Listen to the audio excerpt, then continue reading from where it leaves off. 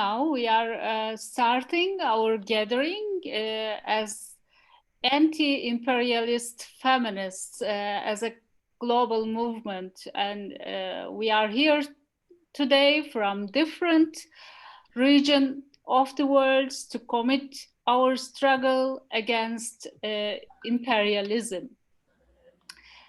As a starting, I have some couple of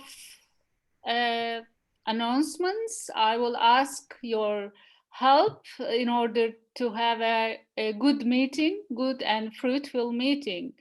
In this meeting, we will use different languages: English, Spanish, and Arabic translation. In order to hear translations well, I will ask you to click on interpretation button on your command at the bottom of Zoom screen.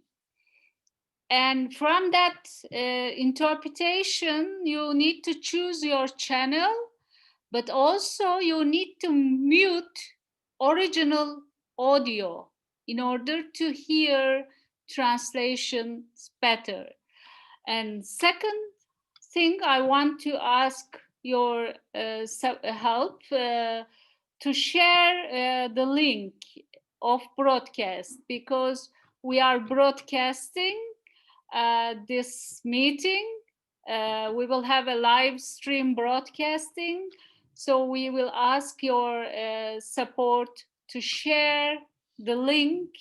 And the Tica Moreno, sister from Brazil, is going to share the link from the chat.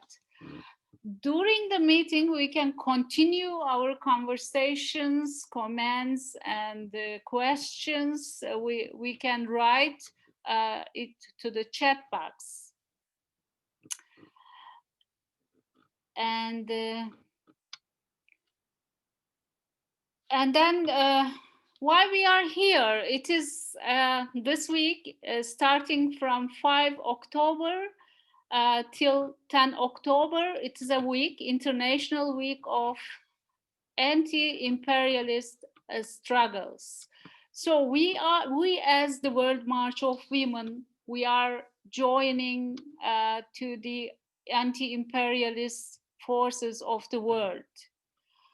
And it is this week because on 9 October 1967, Che Guevara was assassinated by the CIA.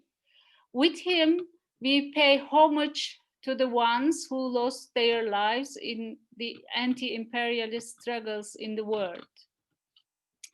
We, the World March of Women, as an international anti-imperialist and anti-capitalist feminist movement, join to other anti-imperialist forces in this struggle.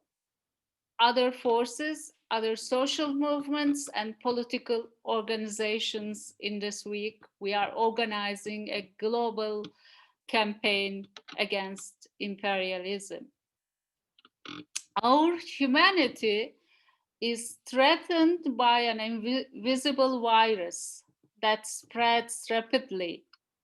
But we have long been challenged by other viruses, such as unemployment, hunger, racism, patriarchy, inequality, and war. The capitalist system has no answers to these crises. Its policies are hollow. Rather than find a way to house us and feed us, the capitalists build vast machineries of destructions. But we hope for something better than this, a world beyond profit and privilege, a world beyond capitalist patriarchy and imperialism.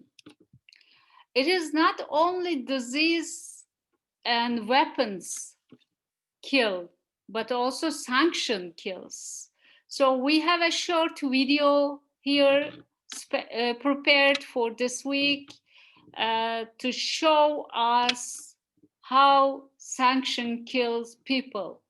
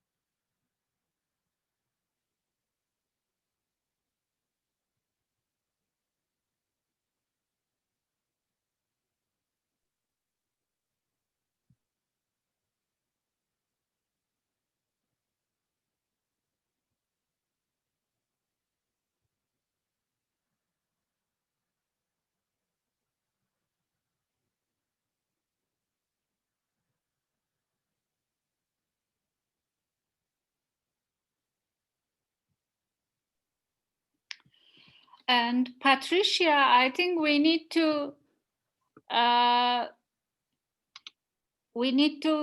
repeat it because it was cut.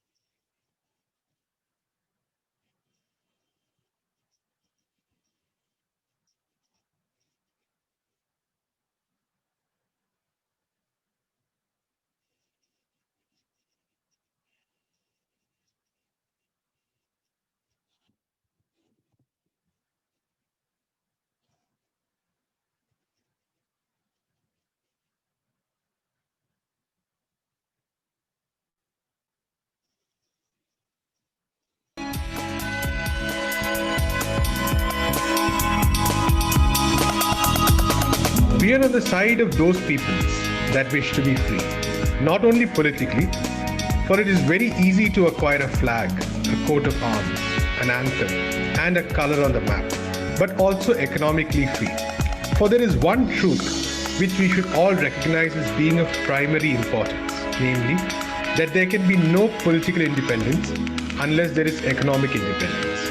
That political independence without economic independence is a lie. We therefore support the aspirations of all countries to be free politically and economically.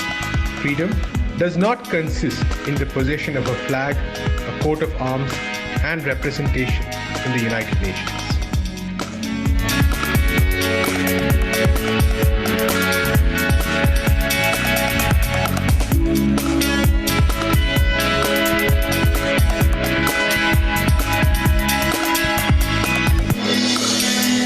Peace-loving countries must rise up and make the United States understand that in the midst of a pandemic, no one understands nor can they explain this resurgence of criminal persecution and of this embargo against such noble countries as Cuba, Nicaragua, Venezuela, Syria, Iran, and other sister countries in the world.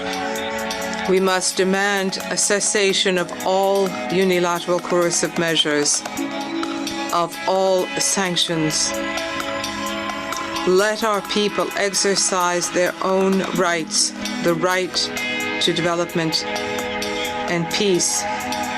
The United States and its government must abandon this age-old practice of criminalizing those who do not bend to their will in this world.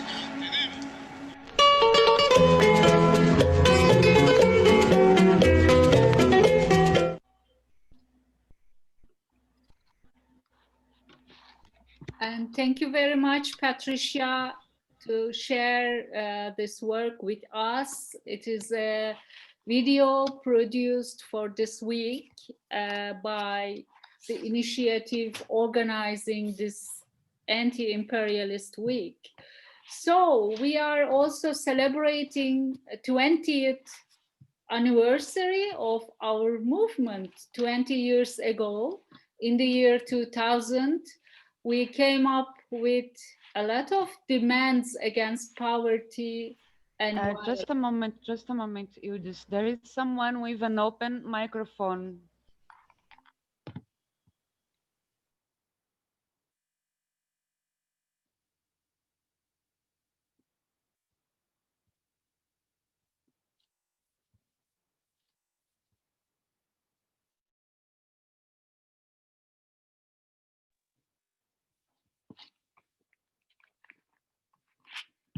So, in the year 2000, we marched against poverty and violence. This was the start of our movement. So we came up with demands against poverty and violence. One of our demands was that the embargoes and blockades principally affecting women and children imposed by the major powers on many continents be lifted. We reaffirm our commitment to peace and to the protection of the democratic and autonomous operation of nation states. And also we demanded against violence against women that all states adopt and implement disarmament policies with respect to the conventional nuclear and biological weapons. And we demand that all countries ratify the Convention Against Landmines. The United Nations and all forms of interventions, aggression, and military occupation assure the rights of refugees to return to their homeland and being pressure to bear on governments to enforce the observance of human rights and to resolve conflicts. These are the demands when we defend from the beginning of our movement. So the World March of Women has very clear positions against sanctions and blockades, and they are instruments of imperialist hegemony. Also, they are being used as instrument and weapon against people, but also against women. How all these sanctions and blockades have effect on our daily lives as women, and also our peoples. So we will debate this topic today with our other sisters from different parts of the world. And so we have speakers.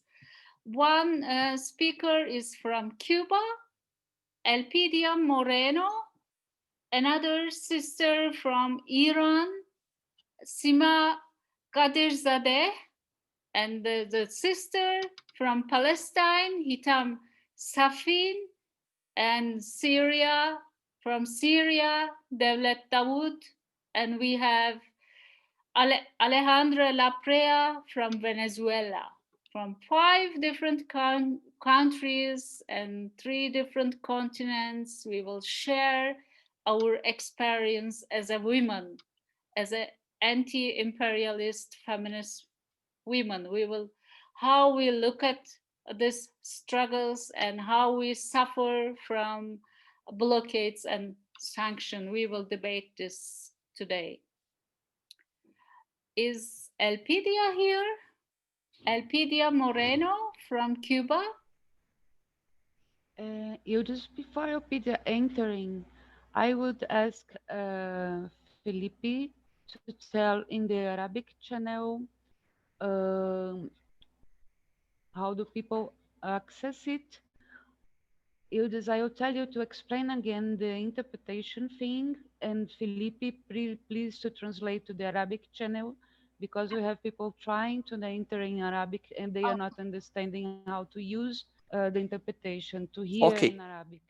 Okay. So, sisters, at the bottom of our screen, you will see the icon of globe interpretation.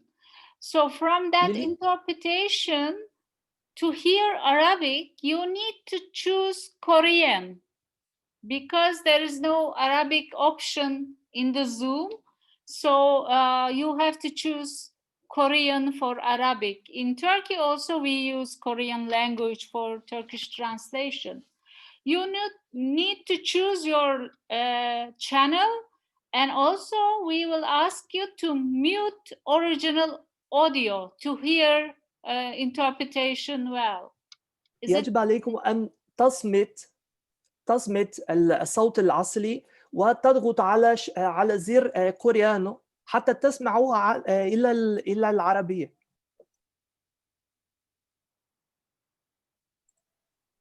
وزر يعني موجود على الشاشة، يعني زر الترجمة.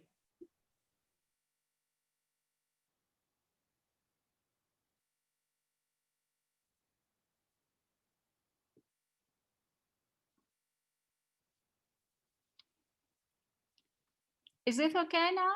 Yeah.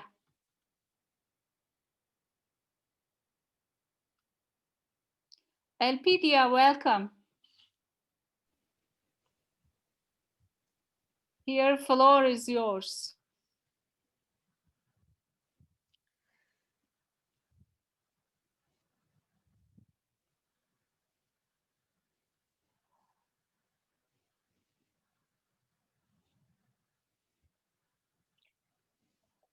Good morning, everybody, from Chile.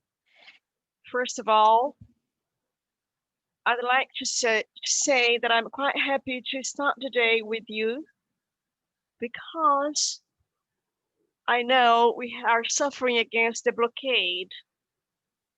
It's important to look for alternatives today and to talk to you. We have to understand the word against imperialism and what is going in the current outlook. Also to be able to talk in the world movement of women. We have to fight against imperialism. In the last years, the government of the United States has increased its sanctions against countries that do not agree with its policies or that face them without sparing the cost. There are plenty of examples of revolutionary and vanguard struggle for process of change and liberation from imperialist domination, which deprives the poorest from their resources, which makes the rich richer, people that do not have access to drinking water, food, and decent housing. To reaffirm an anti-imperialist political position, it is essential to be anti-colonialist and to defend the right of peoples to self-determination and independence. To understand that all struggles are won against colonialism, capitalism, imperialism, and patriarchy.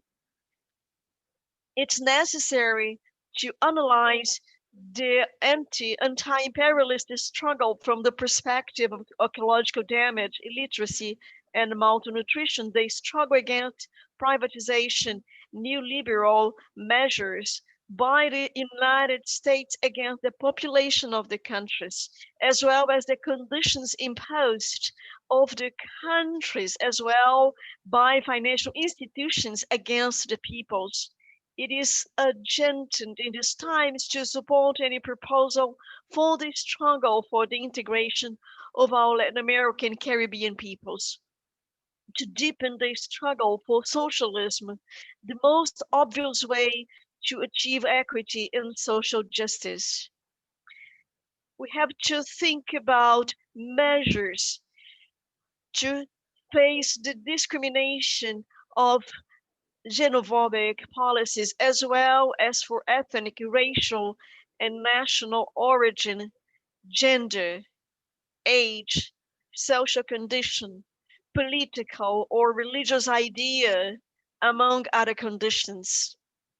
To be anti-imperialist is to condemn the establishment of naval and military bases against the will of the people, wars, conflicts that destroy families, damage the environment, and exterminate entire nations. Today, more than ever, we must convert the proclamation of America and the Caribbean as a zone of peace into a necessary roadmap in the face of the imperial offensive in order to preserve survival, consolidate peace, the vision and the development of the peoples. And we have to raise our awareness from the political parties, social and popular movements, and platforms of struggle of the need to take up the struggle of gender together with the class struggle in order to build truly just, equitable, and emancipatory processes. In this sense, the demands for gender equality and the struggle against patriarchy must be part of their agendas, as well as the agendas of the governments. From the perspective of women, we must generate spaces for anti-imperialist women to meet, establish their own forms of communication in the understanding that all the conflicts that occur in the region are suffered especially by women. Anti-imperialism implies, first of all, taking a position that globalizes international solidarity, unity, respect for differences, non-interference in the internal affairs of countries, equal rights and opportunities, equity, and social justice. Therefore, direct actions are needed that will lead to real social, democratic, anti-racist, and anti-patriarchal transformation. In this globalization of international solidarity, there is Cuba, an anti-imperialist people. This principle runs through its veins like its own blood, and it's not a slogan, but a philosophy of life, a sense of resistance that has developed since the wars of independence, but remains intact in defense of national sovereignty. The imperialist policy of the United States against Cuba has been characterized by the intensification of the extraterritorial dimension of the blockade. Sanctions and persecution have been strengthened against citizens, institutions, and enterprises of third countries, third people, institutions, and enterprises that establish or intend to establish economic, commercial, financial, or scientific relations with Cuba. The Helms-Burton Act, which they have imposed, violates norms and principles of international law, such as the self-determination of people, of trade, sovereign equality, and non-interference in the internal affairs of the states, violates the principle of peaceful coexistence between nations. We Cubans have a memory. We know how to elucidate and understand that this criminal, unjust, and hostile policy is the answer to the main difficulties that the country is going through, preventing its progress and development and harming the normal life of its citizens. The maximum of the people is resistance and unity around the party and the revolution. We have lived a dignified revolutionary history, facing for more than 60 years the arrogance of the empire, the harassment, terrorist attacks that have taken the lives of innocent people. Still, the Cuban people remember with pain and indignation what happened in Barbados, the explosion in the Cuban plane carrying the fencing team back to their homeland from Venezuela, where they had been crowned champions.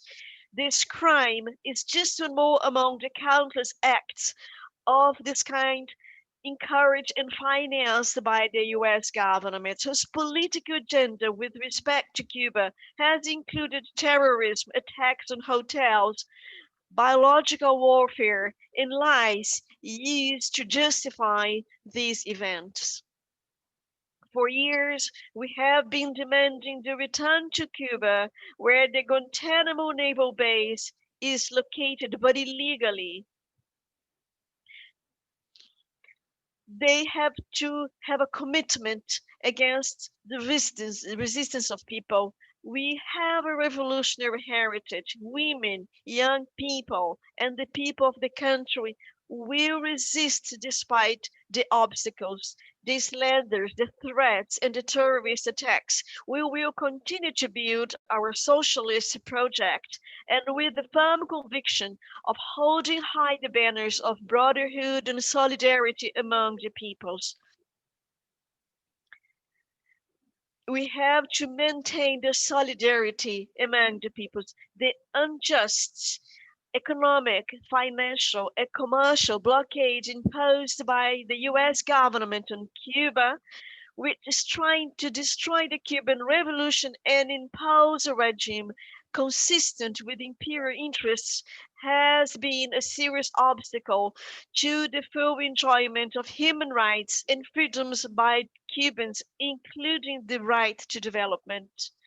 I'm going to give examples, those implemented in the granting of visas for family visits, which include refusals to leave, reducing their validity to 3 months, and acquiring the visas through a third country, generating stress and tensions in the lives of people, of Cuban women. The blockade produces restrictions on food imports for consumption by families, schools, hospitals, children's homes for the elderly, and homes for the care of the elderly.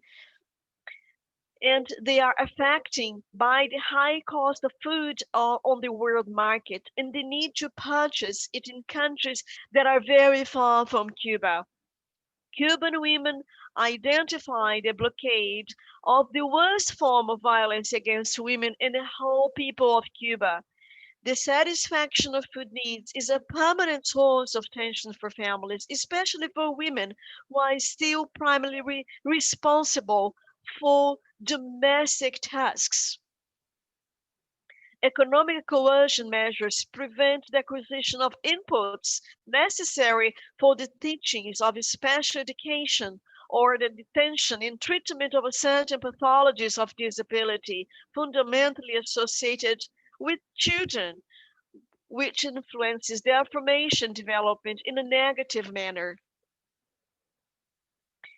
We have also limitations to high-tech equipment for the study of infertile couples and the purgence of products in programs for the prevention and treatment of breast and cervical cancer and remain contest. This policy, it hinders the supply of fuel to our country from various markets, through the application of sanctions and threats to ships, shipping companies, insurance companies from multiple countries that intended to negotiate with Cuba. In the last stage, the government of the United States and other countries, they have unleashed a campaign against the international cooperation Cuba provides in the area of health services in order to discredit it and deprive the country of the income it receives from exporting these services. What it's called Army of White Coats for internationalist missions and has tens of thousands of very qualified professionals and technicians. 64% of the personnel are women, and in times of pandemics, we are working in the health sector, offering international solidarity. We are in Jamaica, Honduras, Angola, and other nations because they trust our professionals. The revolution by Commandant Fidel Castro. We share what we have, not what is left. The national century of gymnastics. We have been affected to buy equipment and necessary products for our laboratories that has a direct repercussions on the development of national programs, management, prevention of many the genetic diseases. Today, with the COVID-19, the most important thing should be the solidarity amongst people. Cuba is receiving from the United States more restrictions and sanctions to affect the people from that government. They are determined to bend the people because we have decided to fight for our destiny, to be independent and sovereign. We, Cubans, we are firm to be faithful to our revolutionary principles and to our history. We not give in or play into the hands of these imperialist powers. We are continuing to create, to build a society more just, more equitable. We will continue to offer our support to the nations that need it. Nothing and nobody will stop the step of history that we have built on the basis of those who have offered their lives in the Cuban socialist and anti-imperialist revolution. You, friends of the world, can count on Cuban women. We will always be willing to offer our efforts, our support to your causes of the people. And in the face of the economic, financial, and commercial blockade imposed on us by the government of the United States, we will continue to condemn it. The government of the United States having the support of sister nations. I would like to ask all of us, let us all form a common anti-imperialist front of struggle, resistance, and unity. Thank you very much.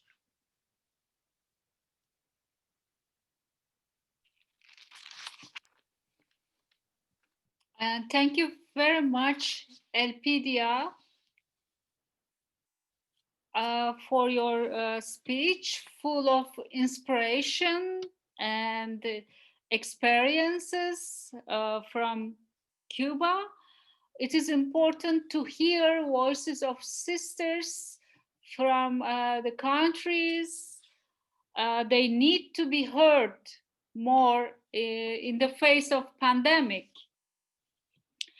So what she said is we need to build a front against imperialism. So we understood this very well. That's why we are very committed inside International People's Assembly, and we are part of the organization of this International Week. And also we, as the World March of Women, are very proud to be part of the same movement with Cuban feminists and Cuban women inside our movement.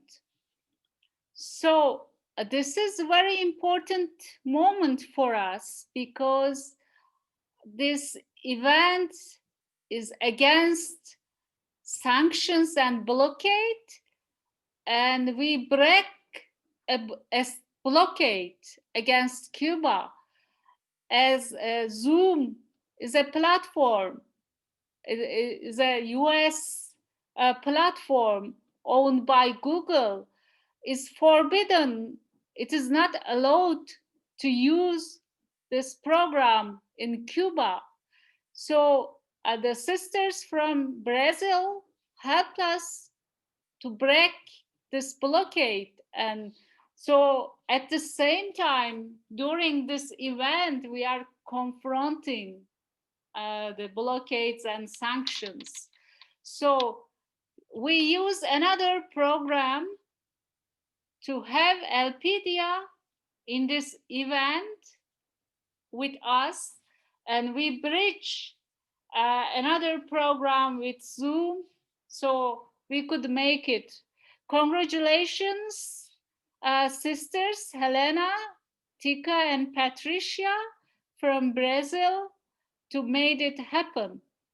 So our next speaker is from Iran. She is Sima Kadir Sade.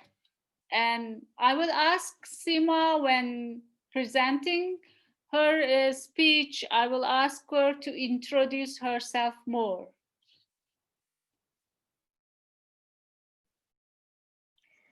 All right. Hello, everyone.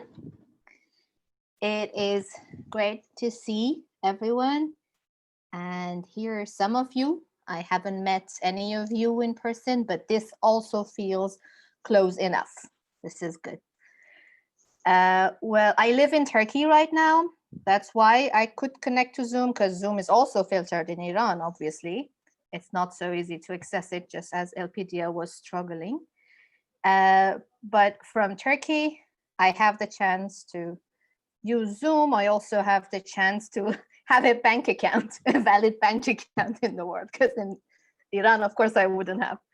I think most of you are knowledgeable enough about sanctions to know what sort of effects they have on people's lives, every individual from these countries.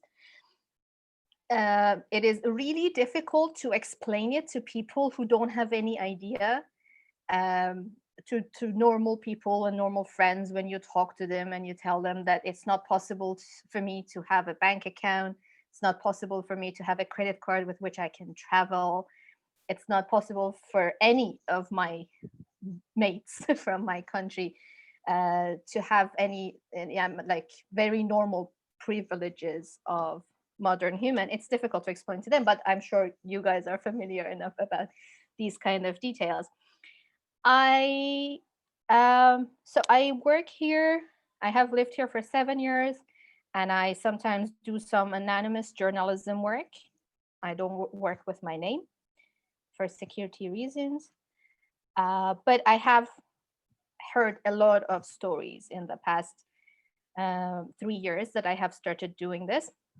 I have heard many different stories, sometimes really horrible stories, from how sanctions have affected people's lives in Iran specifically, because I have done many interviews, have heard again a lot of life stories.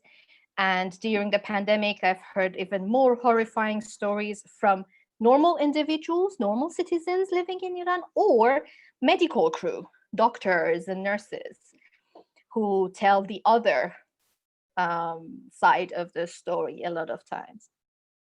So I think the theoretical part of my speech is going to be printed in the newsletter, and I can refer you to that for more theoretical stuff. But I just want to share a couple of first-hand experiences here. I think that will be very practical and like very tangible for all of us. So I'll just share 3 tangible experiences with you, rather than going through the theories of why and how sanctions can affect people's lives negatively. So the most recent one, which is also directly related to the pandemic, is when I tried to start a fundraiser when the pandemic hit Iran. Most of you must have known through the news that Iran was one of the first countries that got badly affected by the pandemic, and it is mostly because of lack of competency in the country. I mean, the regime itself, like at the face of sanctions, they act as the oppressed, but they are big time oppressors themselves. So also they use also anti-sanction rhetoric a lot to play victim, and I don't agree with that either. Obviously, I don't want them also to use the anti-sanction rhetoric to justify their own crimes. Honestly, I have no solutions for this mess in Iran. I cannot tell like canceling the sanctions would solve everything, but I can only tell you about how sanctions directly right now are damaging lives. I don't know, I don't have any prescriptions for it myself, but they are definitely affecting lives. So at the beginning of the pandemic, back in February, I wanted to start a fundraiser, a personal fundraiser, to raise some money and send to some families that my own family directly knows in Iran who were affected by the sanction. They are daily waged. A lot of people are daily waged. Obviously, there is no umbrella social security system. And some of these people that I directly knew, some of them were daily waged workers that were working for my own uncle in his carpentry workshop, and some of them we know just through uncles and aunts that were daily waged and they had no money. I just wanted to start a personal fundraiser. Now, a lot of you might know in the world there are so many platforms as fundraisers, and they are businesses, so they want people to open pages in them and to fundraise through their platform. So they are advertising. They promise you that you can fundraise to buy a pet for your friend. I mean, like I literally read this one. I searched for this one myself. In none of their terms and conditions, they have anything against animal trade, for example. You know, animal trade is fine. Or you can start a fundraiser to throw a Halloween party for your friend easily, or whatever. But throwing a fundraiser for any of the for throwing a fundraiser which has its beneficiaries in any of the countries under American sanctions is impossible in this world. So obviously Facebook is impossible. A lot of other like well-known big ones, they are definitely impossible. So I didn't even go after them. I went after smaller ones, European ones that I thought would not be subject to American sanctions. I could finally make one platform called Litchi in France accepted my cause, and I was collecting money. I could send the first patch of the money to my bank account here, and still it was hard work to send the money from here to Iran as well, because Iran banking system is, of course, disconnected from the rest of the world. But at least the first batch of the money I could send.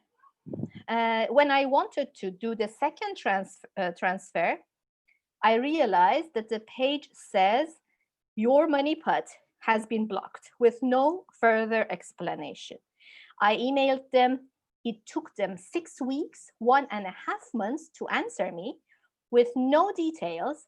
Just say that your fundraiser did not meet our requirements. It was a charity fundraiser. It clearly said help daily waged families in Iran.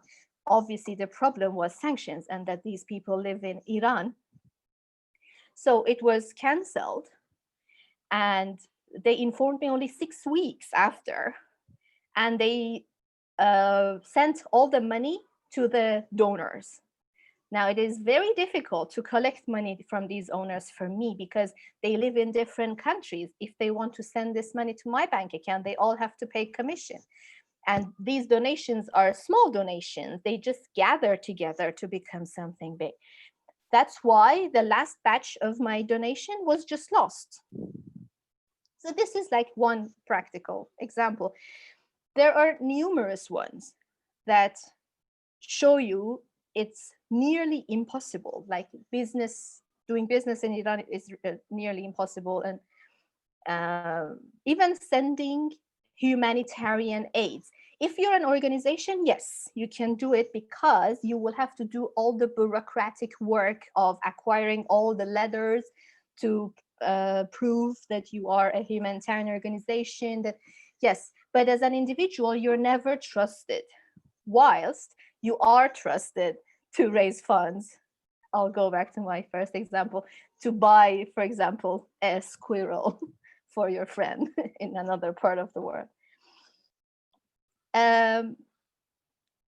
When you listen to the speeches from American officials and authorities, they always say, and they have also written everywhere, that the sanctions do not include medicine and food. And they are so proud of this. And they're like, no, we're not putting any pressure on people's lives because they don't include these. Well, it is so obvious that when you put a banking system of a country under sanctions, everything is under sanction. You cannot say, no, the banking system is under embargo, but we will send you some medicine. Because what does this mean? This means that you will have to go through the endless bureaucratic process in which you have to acquire this letter and that letter and that letter to show that what you want to import is medicinal. And only in that case, you can import without facing sanctions. Another thing is, the world of today is completely market-driven. You know, every company in the world does things with a calculation of cost effect. How much is the cost and how much I can earn? That's how they make decisions, of course.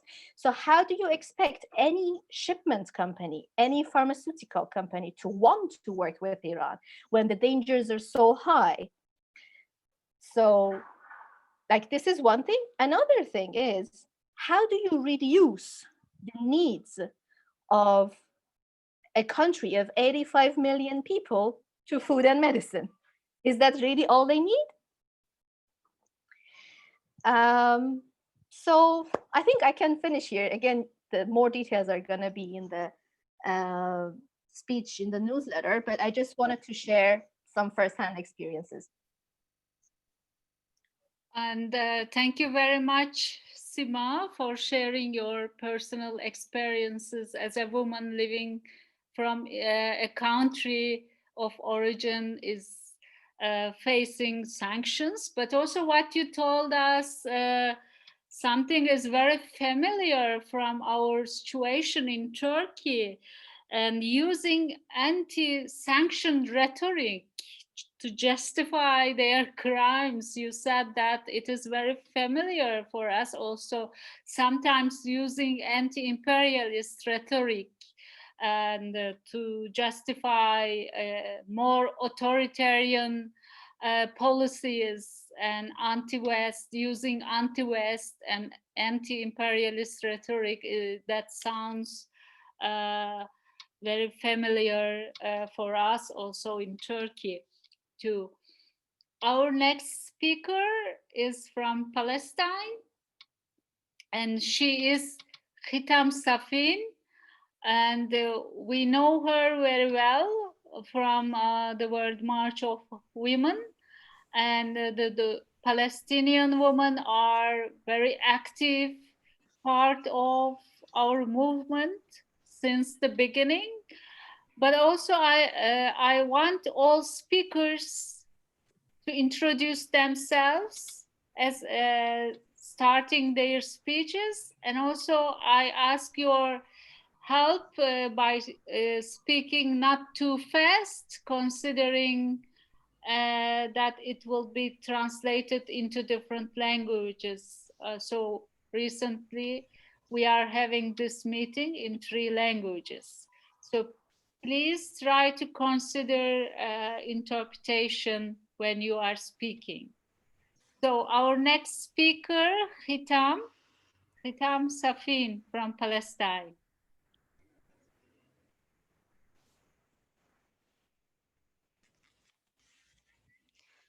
Good afternoon. I'm Kitam Safin from Palestine.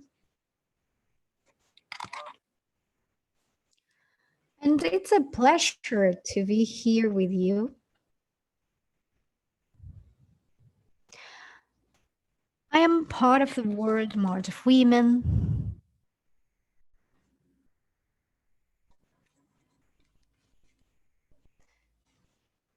And I'm going to speak about my life here.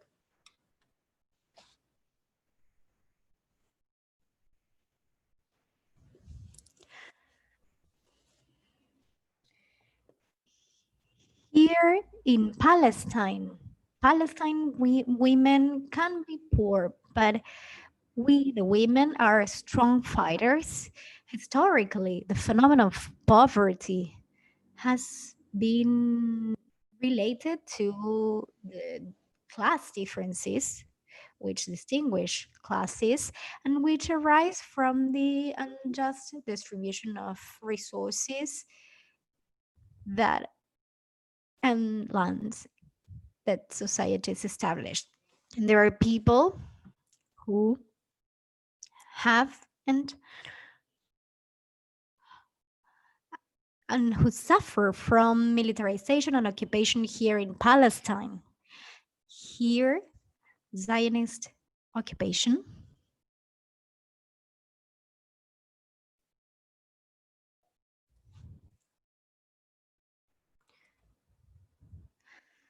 There is a great issue with American imperialism and from Israel, and we also live.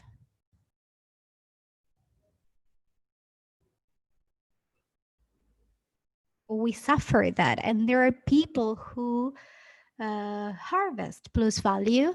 There are people who really work and produce.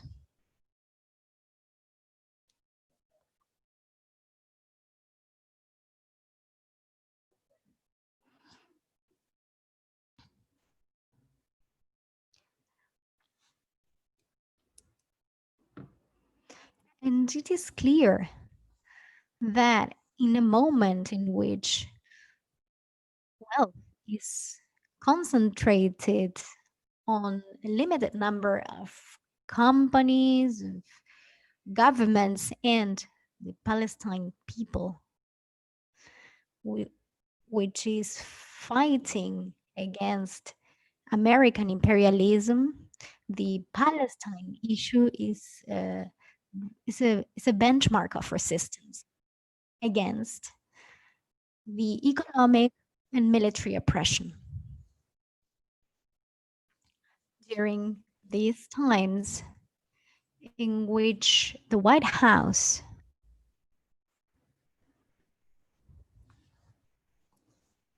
rejected the proposals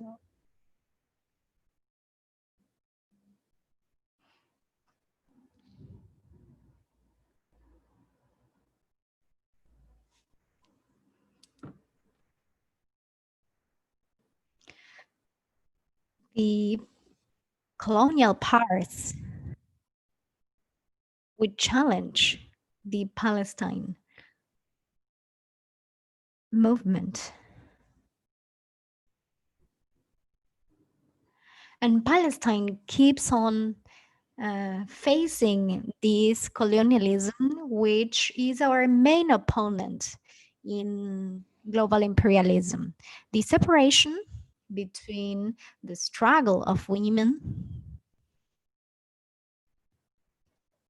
for the freedom and the equality and the fight of peoples for their free determination and the struggle of peoples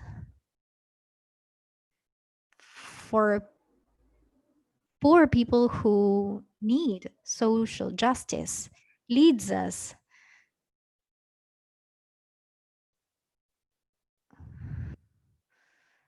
to also to the sanctions issues, which is very strong, which is a very important aspect here in Palestine. The Palestine peoples are always immersed in conflict, and the economic issue, the economic aspect,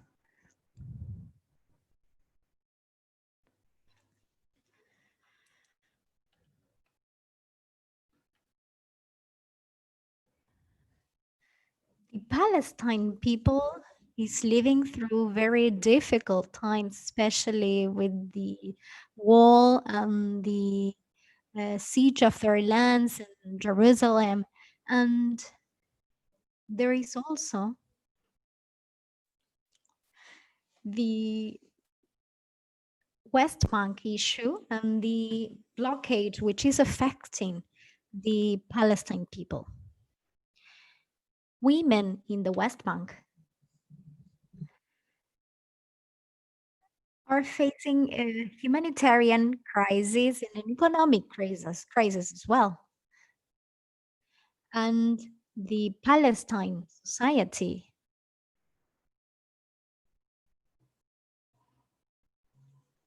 as well. But in the future, we are going to stick to the resistance and the resilience of Gaza women and the Palestine people.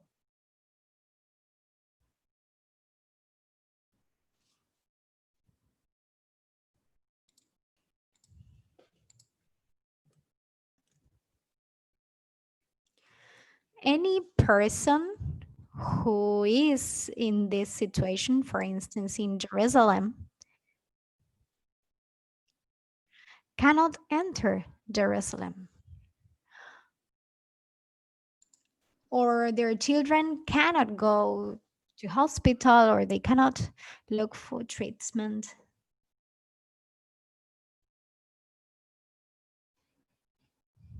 Of course, military occupation and Israeli occupation of the Palestine lands does not allow us to help them. And during this period, which we have social isolation due to health issues,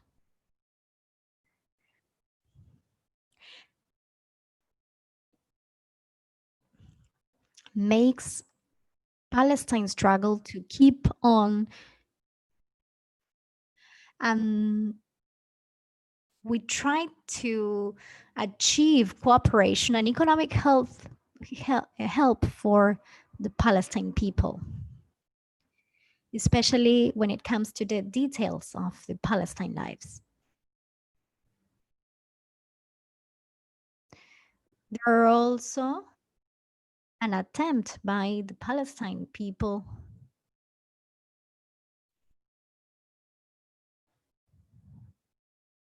to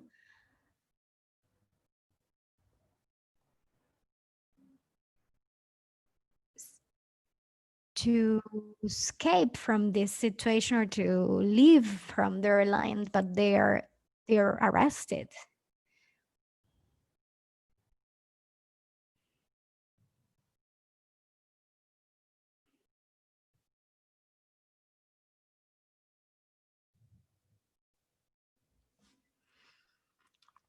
With the aim of reaching equality and increasing the participation of women.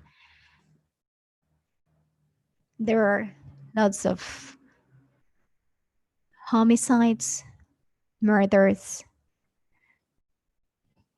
and the number of people who is imprisoned is a really high number.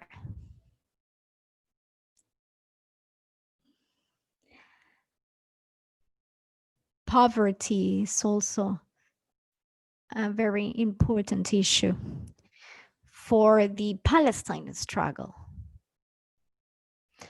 And the governments from all around the world, from the European countries which support occupation and the Zionist project against the national Palestine struggle.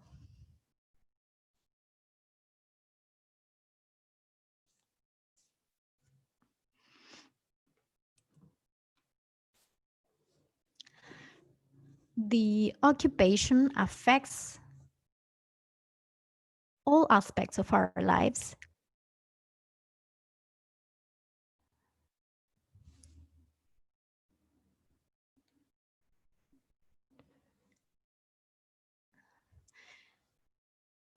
However, in Jerusalem,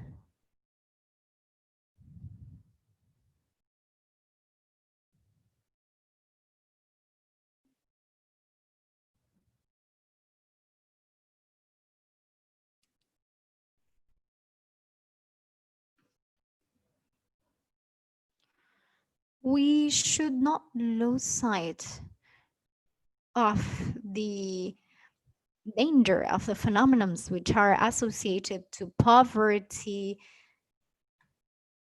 and the women are the greatest victims.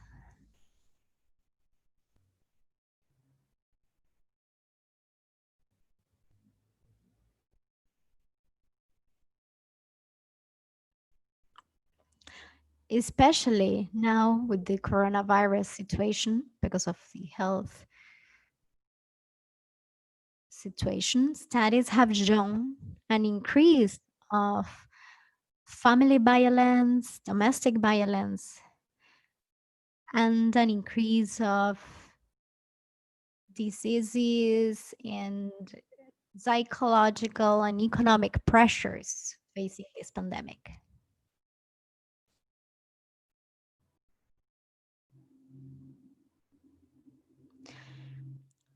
The coordination with the borders in Palestine have addressed different persecution forms to which it is exposed through activities and programs. The Palestine people suffers even more with the sanctions and with the economic issue. But on the other hand, companies remain there,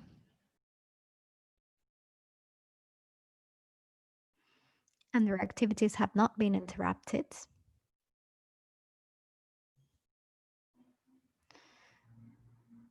With the purpose of increasing equality and increasing women's participation through the sensibilization of rights,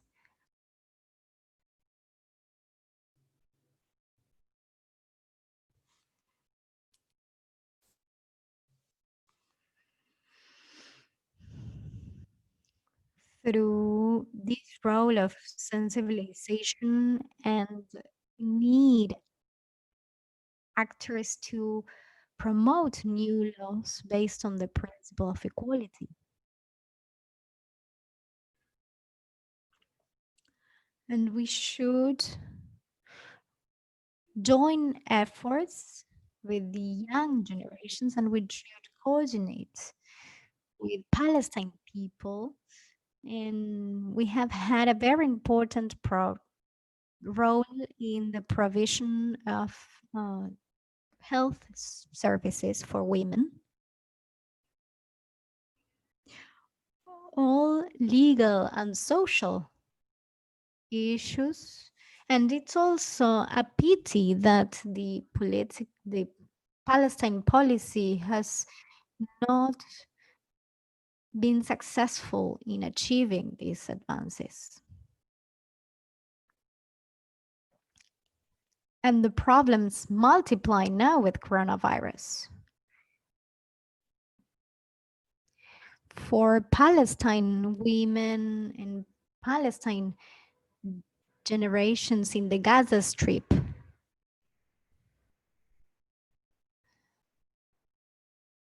and this is why the official imperialism with its militarization,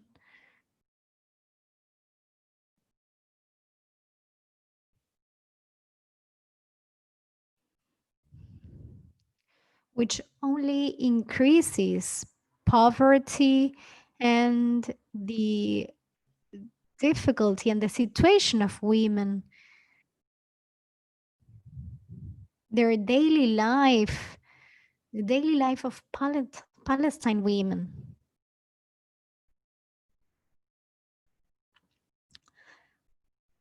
The Palestine women are highly attacked because of everything what is happening with the coronavirus. And from here, as Palestinians,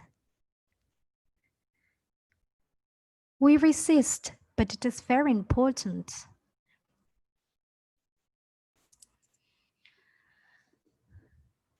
to have this struggle against anti-imperialism, racism, and violence in the world. And in the moment, the national government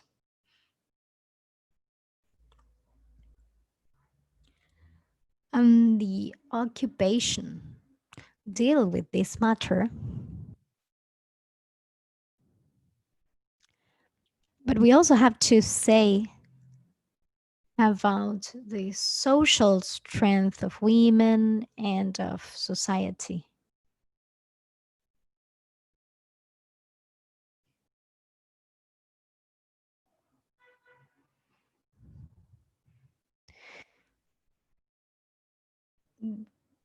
In the resistance, their strength is exemplary.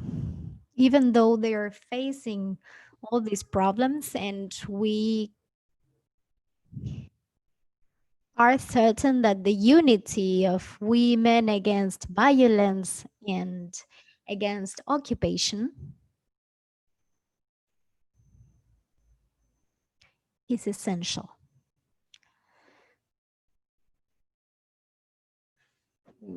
Let's fight for the victory, for our rights, and for our lands. Thank you.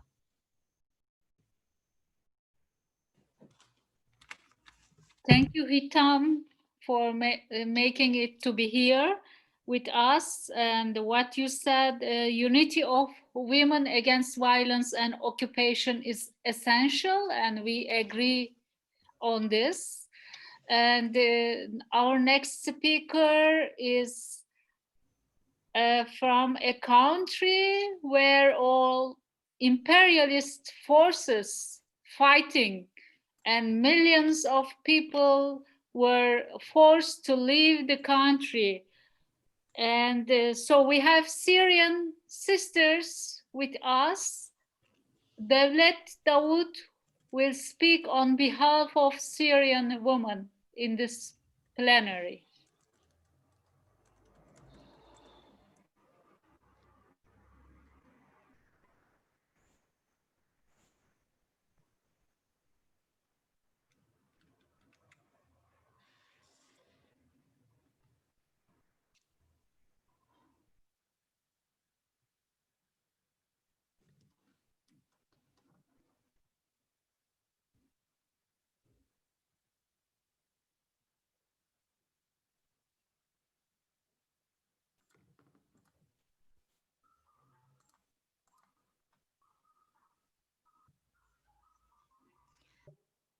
ونهب ثرواتها في كل من أفغانستان. The event, greetings to the struggle of women against violence, wars, militarism, and sanctions in the world.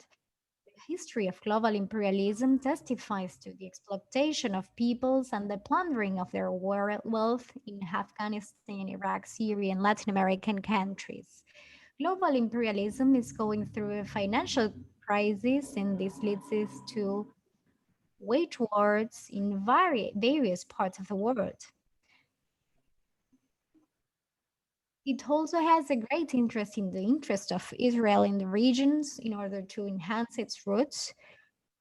And for that, it uses its economic, military, and political war in these countries.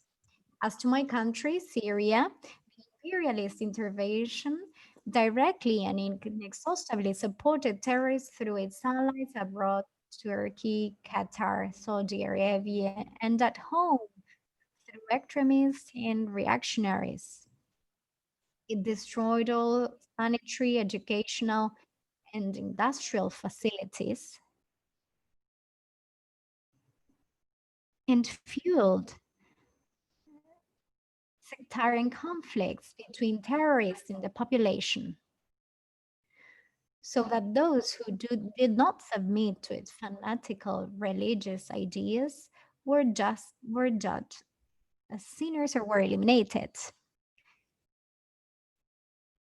Society was divided, villages and families were disintegrated. The United States brought terrorists from around the world to fight in Syria. So the United States occupied northwestern Syria, the 10th region and the east region of Euphrates to control the oil wells and deprive Syria of its oil.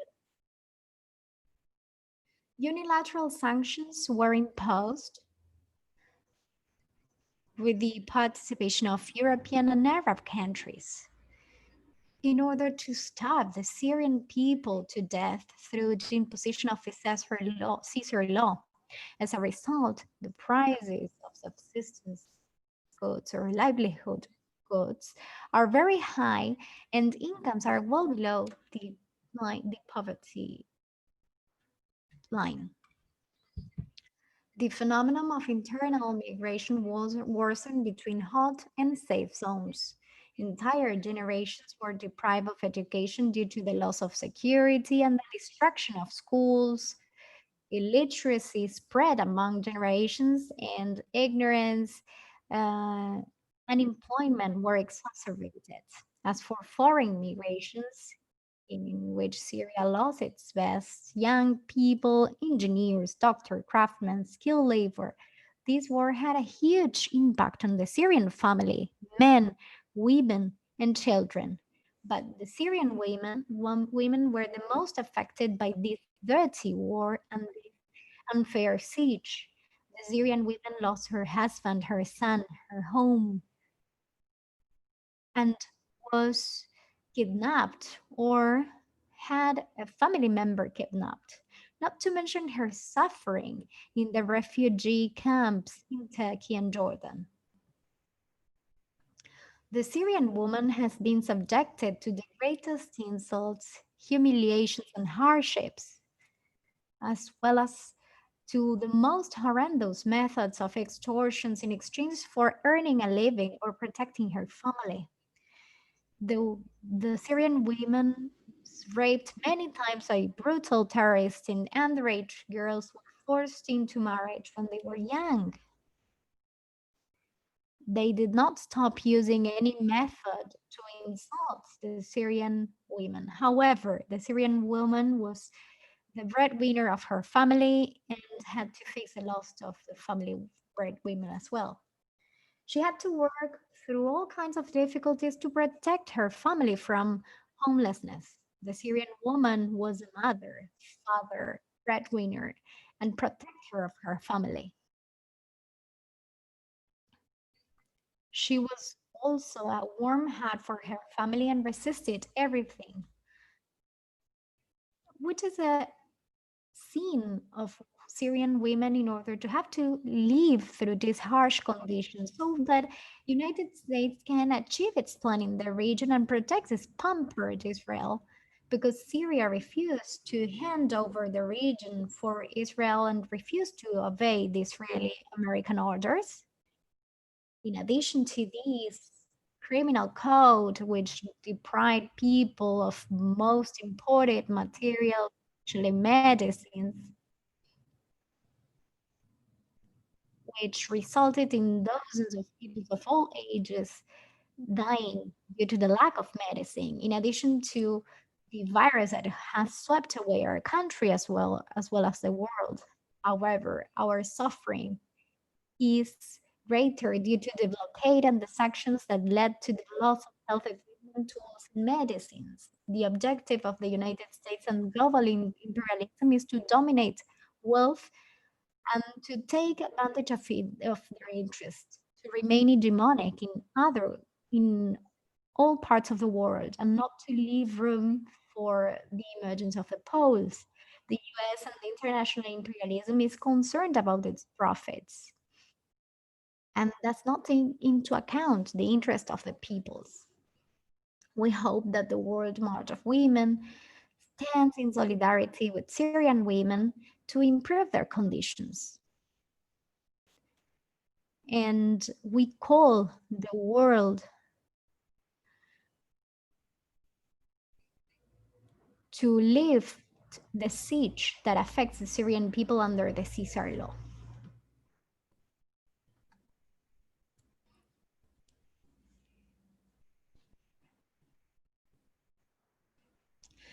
And I will present the women who are with me, Kuda.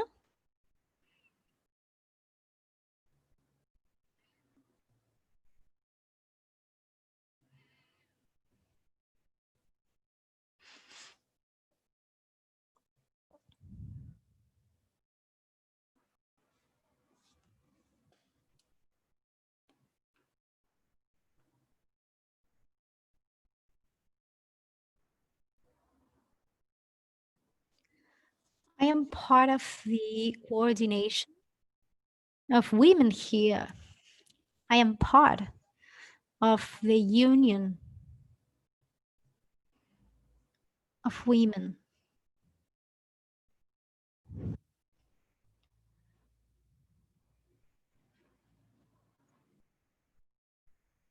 And we struggle for women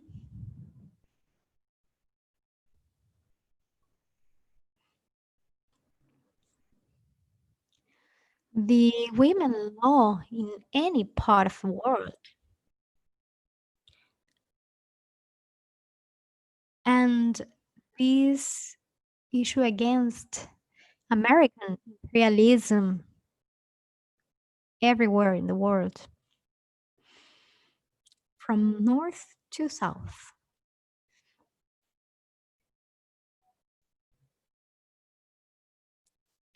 And we create this global movement, and we are here to help. And I hope that we are together and we stand in solidarity for unity. Thank you very much.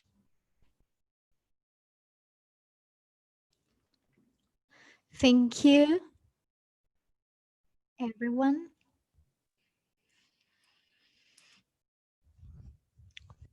Thank you for this strength. It's a pleasure to be here against the barriers.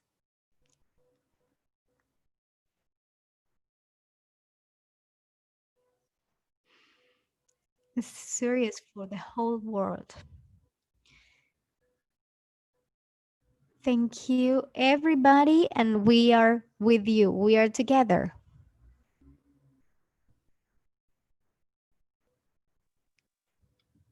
Thank you very much for being here. And it's very inspiring to see Syrian women and your contribution in this action in this meeting. And also I want to thank to Ruba Ode. She is international committee member of the World March of Women, responsible from Middle East and North Africa. She tried hard to bring Syrian women to this meeting. Especially we wanted to listen you, to hear your voices, as you are living in extraordinary conditions right now, and our heart is with you from the beginning. In 2015 in Turkey, in Antakya, we had a demonstration against imperialist war in Syria. So it was the first women's demonstration here against imperialist war. So it was in 2015, 5 years ago, during our fourth international action. And our last but not least speaker is Alejandra Laprea from Venezuela. She is from the World March of Women. She is in the International Committee of the World March of Women. Alejandra, floor is yours.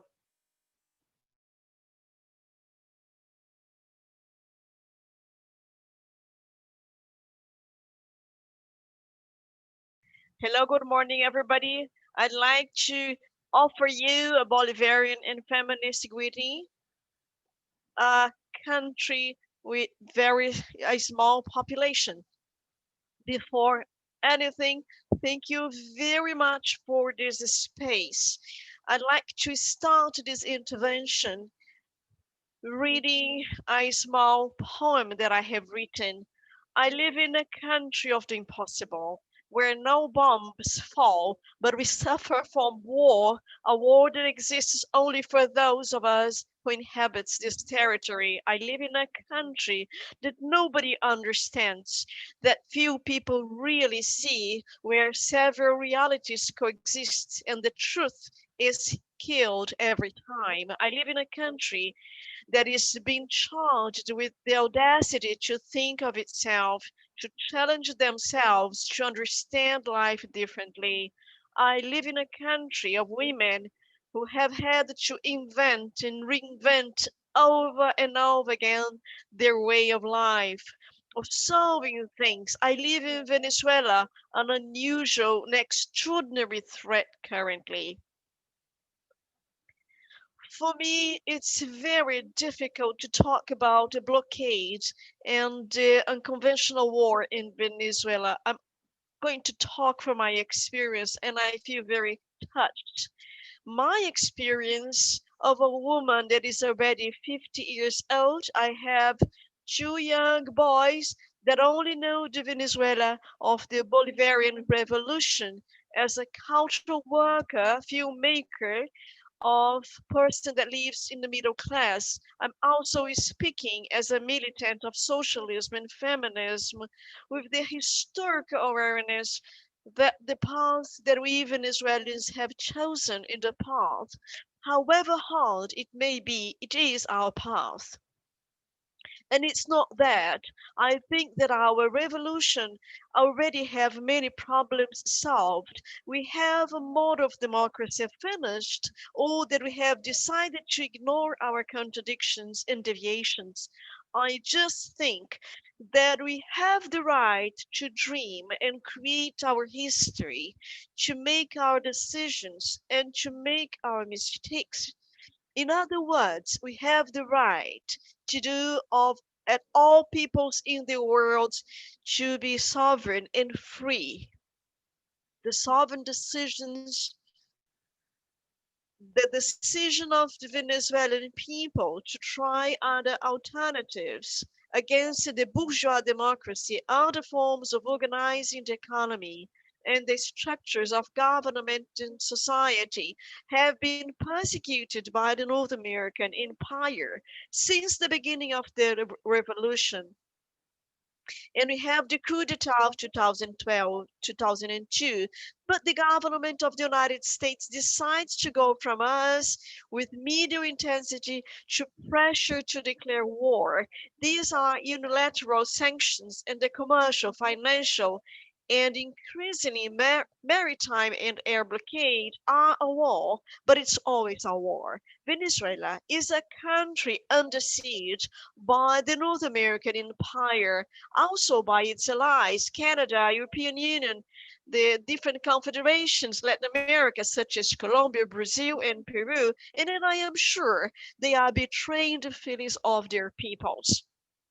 But what does it mean to grow up in a country under siege? It means going through the motions of explaining to a child what to do if the bombs fall, if they ever are invaded, how are we going to prepare our food? Or was having to tell them it's not a problem. The blockade, the unilateral sanctions, the measures, they are against the peoples. They want to break us down through hunger and need, but with Venezuela, they are wrong. Just to give you some examples, we have seen in the last 6 years of imperialist siege how the buyer, we have now a revolution, and we don't have provided examinations, medicines, and care. But now we have difficulties to guarantee the health of the people of Venezuela because the pharmaceutical corporations, mostly based in the USA and European unions, they are bowing to the US laws. If the pharmaceutical corporations do not do so, the financial system will do that. So in the Memorial March of this year, we already declared the World Health Organization the pandemic. Venezuela lived as the private banks of the United States, Europe, and Asia prevented the Venezuelan government from moving 7 billion euros destined to the purchase of medical supplies to face the pandemic, revealing that the quarantine is valid for everything except for the imperialism. If we manage to overcome the commercial and financial obstacles, we still have to face the blockade in ports, airports, and naval companies. Our most recent experience of a sea blockade is that of the Iranian fuel and chemical ships needed for oil refining, which were forced to travel a longer and more dangerous route to get around the blockade and made the entire journey under military threat. These ships arrived in Venezuela last week. What does it mean for Venezuela that these gasoline and chemical additives for refining do not arrive? In Venezuela, most of the transport of people, food, and other products is by land and by car. It means that the peasant people cannot get their crops to the towns and cities, causing losses for the peasants as well as a shortage of food. And so we could spend hours listing how the blockade and sanctions affect health, education, food production, and distribution, as much as purchasing on international markets affects the capacity to offer services such as energy, water distribution, because we cannot buy parts or materials to make the parts, and so does industry and everything else. In this scenario, women are the most demanded both at the domestic and community level. Venezuelan women, as in most other parts of the world, we are responsible for the care and work that is indispensable for the well-being of the families. This responsibility is projected onto the sustainability of life in the communities, and even more so in Venezuela, where women are called upon the beginning of the revolution to join structures such as water tables, health, community councils, supply, and production committees. Revolutionary structures that are proposals for self-government and the exercise of popular power that have not yet incorporated criticism of the sexual division of labor against the capitalist system in Venezuela. We are convinced that the struggle against imperialism, women are indispensable, not only in resisting the attacks, but also offering alternative in the long term. We guarantee our independence and freedom. And we're going to show that life is like this. Against the blockade of the health corporations, we are sharing our knowledge on medical herbs, and we are cultivating them in communities. Against the lack of supply induced by the sanctions, we set up supply committees and alliances between the countryside and the seed for direct food distribution. We are preparing our arepas using against without the blackmail of private entrepreneurs. Sometimes we ask me how in 20 years of revolution we have not solved our problems of dependence on the outside world. The truth is that 20 years to reverse these cycles against the capitalism is not enough time. Capitalism and its transnational powers, they have imposed dependency on all the countries of the world and on all the peoples of the world. These methods are not new. We have suffered them in America in a declared way as the Nicaraguan, Cuban, Venezuelan people, all the people of the world who dare to think differently or try different models, they have this constant threat. In Venezuela, we say that imperialism does not forgive us in the bad, we are the bad example. If we are bad example, this territory that the gringos decide was their backyard. We rose up. For me, the blockade and the sanctions have two objectives. The first is to bend the will of the people, and the second is to tell the world that no alternatives are possible. Venezuela, a small country, shows that it's possible to try alternatives despite the economic war, the political violence financed from abroad, the attempted coup d'etat, the sabotage of the electricity system, the uncertainty caused by the lack of food, medicine, petrol, etc. Despite the economic and financial blockade and all that it means in Venezuela, people continue to go to schools, to plant more than ever, to think of cities that produce, therefore, of communes and forms of self-government, to think ways of producing, distributing, and consuming for life. The right of women to decide about their bodies, the patriarchy of the society, to fight against racism and colonialism, the corrupt heritage of centuries of imperialism subjugation is being fought for. These people of black and Indians, barefoot Indians, of mestizos and half-breed shows every day that it's possible to resist and to continue to be transformed, that we are capable enough to solve our contradictions, our mistakes, that we are an excellent bad example.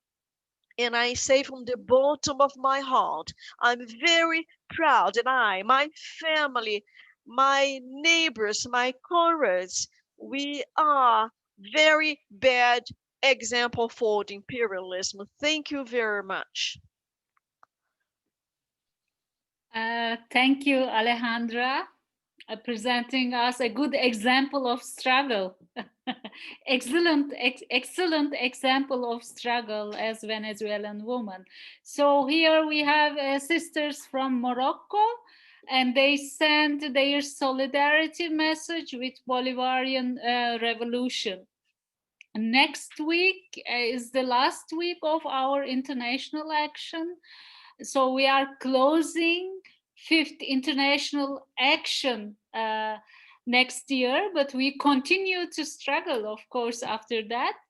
And so we need to have a group picture. I will ask all of you to turn on your cameras and also unmute your microphone, because we are going to chanting our slogan. We resist to live, we march to transform.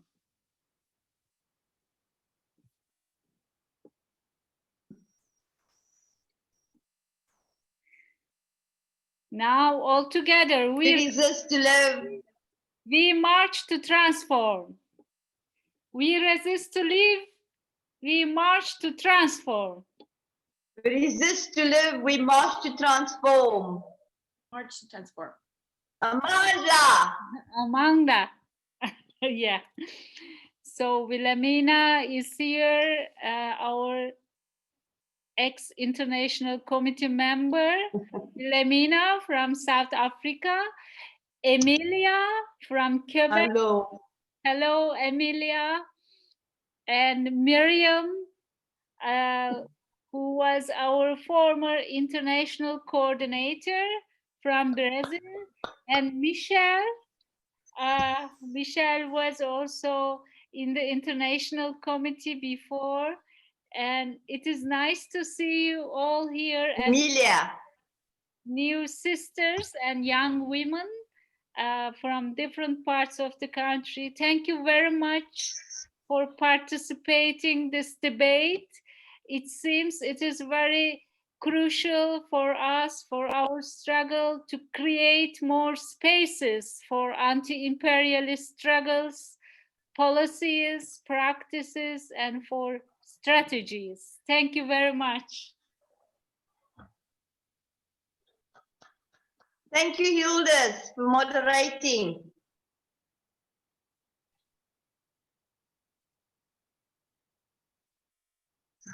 So we can finish broadcasting.